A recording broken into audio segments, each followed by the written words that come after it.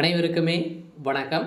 சற்று முன் கிடைத்திருக்கக்கூடிய ஒரு மிக மிக முக்கியமான ஒரு செய்தி வெளியாகி இருக்கு. சற்று முன் செந்தில் பாலாஜியை அலறவிட்ட அமலாக்கத்துறை கதை முடிந்தது. இது மாதிரி பார்த்திங்கன்னா செய்திகள் வெளியாகிருக்கு.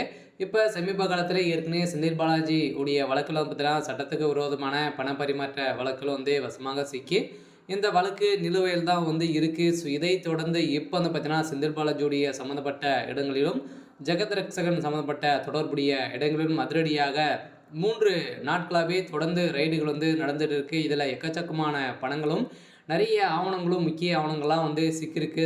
செந்தில் பாலாஜி அவருடைய கதை ஒட்டுமொத்தமாக முடிய போகுது.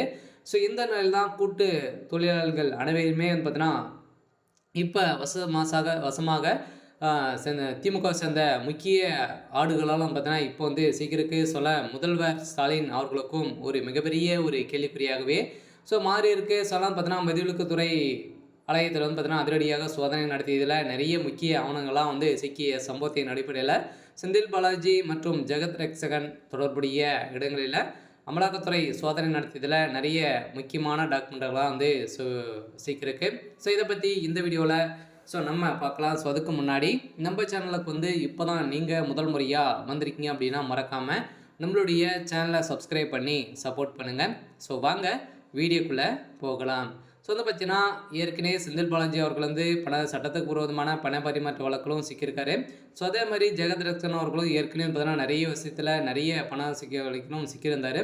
இப்போ பார்த்தீங்கன்னா ஜெகத் ரட்சகன் அவர்கள் பார்த்தீங்கன்னா அவர் செய்யாத தொழிலே கிடையாது. ஸோ அந்த அளவுக்கு பார்த்தீங்கன்னா ஒரு திமுகவுக்கே ஸ்பான்சர் பண்ணக்கூடிய அளவுக்கு தான் ஒரு முக்கிய புள்ளியாக ஜெகத் ரட்சகன் அவர்கள் இருக்கார். ஸோ அவருடைய சொத்து மதிப்பு அப்படின்னு பார்த்தீங்கன்னா பல்லாயிரம் கோடி சொத்து மதிப்புகள் பார்த்தீங்கன்னா அவருடைய நிறைய நிறுவனங்களில் இருக்குது. ஸோ இந்த நிலையில் தான் இப்போ பார்த்தீங்கன்னா செந்தில் பாலாஜியுடைய